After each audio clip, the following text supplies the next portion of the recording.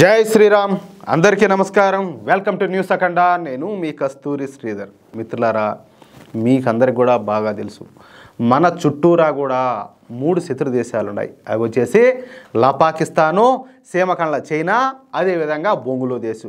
ఈ 3 దేశాలలో చైనానే అన్నిటికంటే ప్రమాదకరమైంది. ఎంత కాదనుకున్నా ఈ చైనా మనకంటే 6 రెట్లు ఎక్కువగా అభివృద్ధి చెందినటువంటి దేశం. $19 ట్రిలియన్ ఎకానమీ కలిగినటువంటి దేశం అన్నమాట. అదేవిధంగా ఆయుధ పరంగానూ మనకన్నా చైనా ముందు వరుసలోనే ఉండాలి. అంతేకాకుండా ఈ చైనా ప్రపంచ మార్కెట్గా కూడా అవతరించి ఉండాలి. దాదాపుగా ప్రపంచంలో ఉత్పత్తి అయ్యేటటువంటి ప్రతి 100 వస్తువులలో 50 వస్తువులు ఈ చైనాలో తయారు చేసినట్టే ఉంటాయి.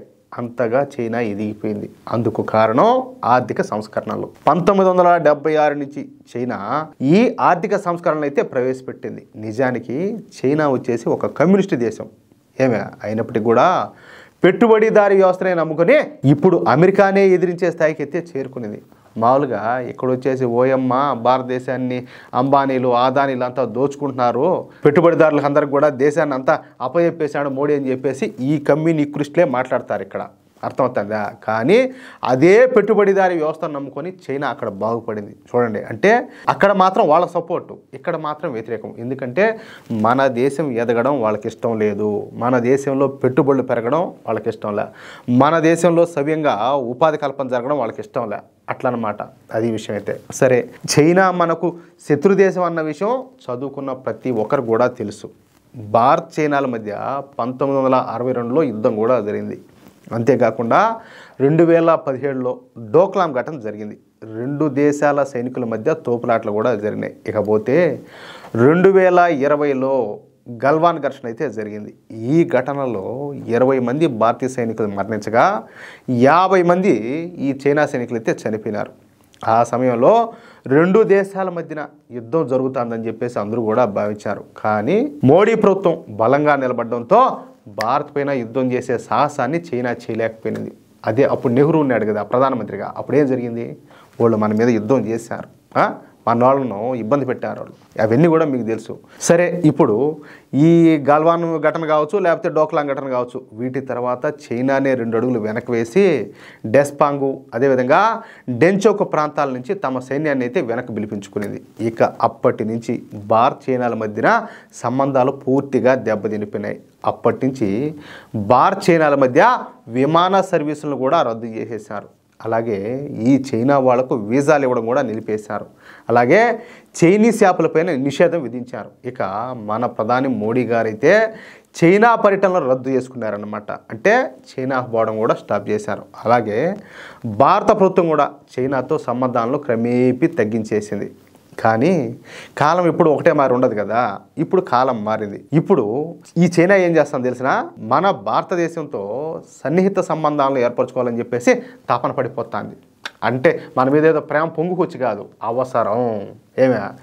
ఈ సమయంలోనే అమెరికా అధ్యక్షుడు డొనాల్డ్ ట్రంప్ ఓవర్ యాక్షన్ చేశాడు.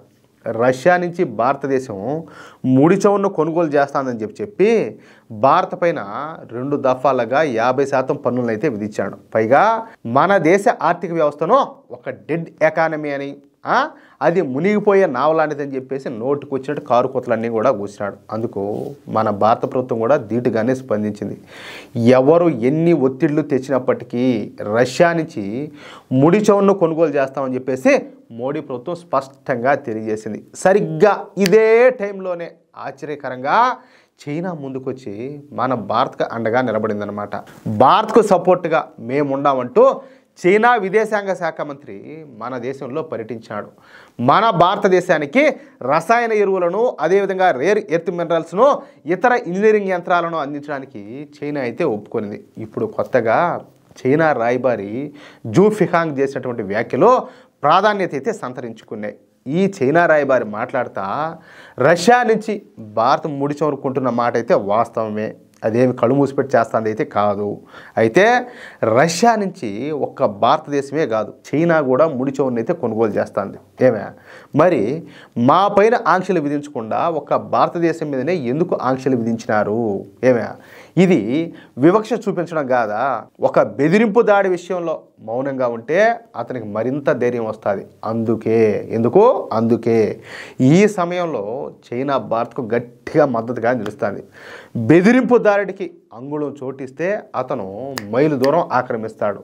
ఇక్కడ మరొక విషయం ఏంటంటే పన్నులను ఆయుధంగా వాడడం, ఐక్యరాజ్య సమితి చార్టర్ను అలాగే ప్రపంచ వాణిజ్య సంస్థ నిబంధనలను ఉల్లంఘించడమే అని చెప్పేసి ఈ చైనా రాయబారి అమెరికాను తీవ్రంగా విమర్శించినాడు. చూడండియా ఎంత మార్పునా.